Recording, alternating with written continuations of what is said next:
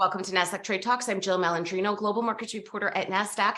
Joining me for this segment, we have Ricardo Villadiego, founder and CEO of Lumu, to discuss the safeguards enterprises need to have in place to protect themselves from advanced ransomware attacks. It's great to have you with us. Welcome to Trade Talks.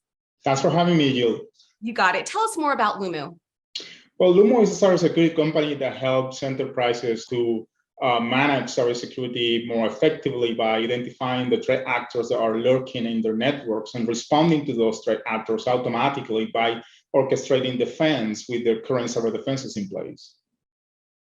Despite reports of ransomware incidents going down, how are ransomware groups changing tactics and growing bolder? I think that's happening because their business model is working, right? They find a way to monetize instantaneously the attacks that they are implementing to the companies they are affecting. And that is providing them enough cash to invest in research and development. And that investment is resulted in their ability to systematically bypass the current cyber defenses in place, the endpoint detection and response, the email security tools, and the firewalls. That in turn help them to continually to increase the number of ransomware attacks that they are affecting. That's the reason why we continue to see these attacks going up. In fact, if you compare the 8 months of 2023 with the entire 2022, the attacks have increased 20%. So, and that's not even yet busy season for these bad guys, where the last quarter of the year is usually busy season for them. What safeguards do enterprises need to have in place to protect themselves from advanced ransomware attacks?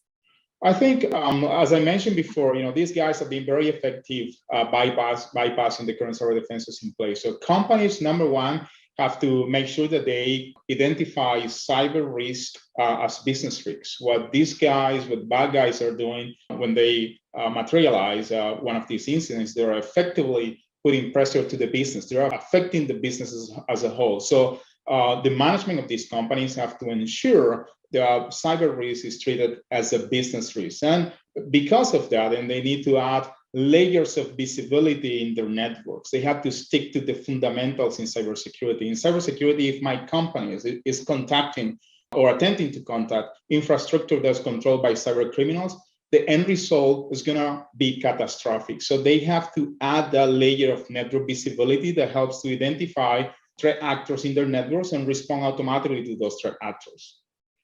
Lumu recently released its 2023 ransomware Flashcard. Can you explain some of the key findings from that research?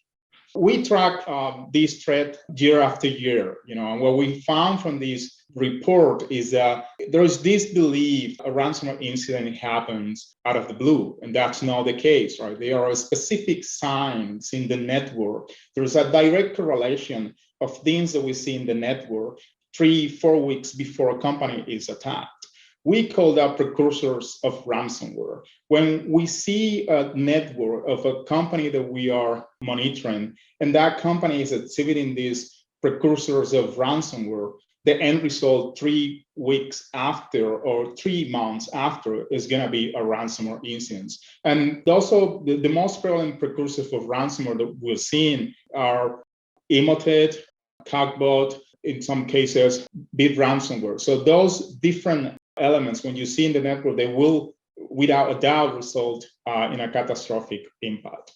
Ricardo, what industries are prime targets for ransomware attacks and why? On the same report, what we found in the US is healthcare, government, and particularly local state are those some of the verticals that are more affected. I wouldn't say, Jill, that any vertical is safe. What I would say is that the bad guys are running a business, right? They're identifying the path of less resistance today. And that path today is on those verticals. It's healthcare, education, government at the local level. Well, speaking of healthcare and education, what do viewers need to know about how ransomware attacks can impact them and their companies in the long run? So adding to what I said before, right, companies and the C-level of companies and the board member of those companies have to ensure that cyber risk is not IT risk anymore. Cyber risk impact the business as a whole. So that's the first mindset that have to occur. And because of that, provide the financial resources that the CISO of the company have to require to elevate the cybersecurity posture of the organization. And for the employees of defending is a work of each of everyone, right? Everyone have to play a role defending the organization. They have to make sure that when they're clicking in a link, when they're downloading a file that may be exposing the company to risk. So that mindset has to change as well. And of course, Ricardo, we're seeing CISOs increasingly get more of a seat at the board table, which is good. What other cybersecurity threats do organizations need to be wary of and ensure that they are protected against? So the one thing that is real in cybersecurity is that the bad guys will continue to evolve, right? The attacks will evolve infinitely, right? There's something that we've seen a lot is info stealers. The bad guys are, basically exfiltrating data from organizations. We don't know exactly yet what they're doing so, but the correlation of that is that they will likely use that data they're exfiltrating from companies to attack other companies. Info stealer is something that the company have to put an eye on. It doesn't necessarily create a big disruption today, but bad guys are using that data to attack other organizations. And lastly, AI is going to increase the number of attacks, and I don't believe that companies are aware of how AI is going to affect the threat landscapes that they're facing today. Right. And of course, many of these bad actors are nation state sponsored, so they have unlimited funds, to your point earlier. Anything else you'd like to add that we should know? I think cybersecurity is a real threat. Cybersecurity is affecting the business nowadays.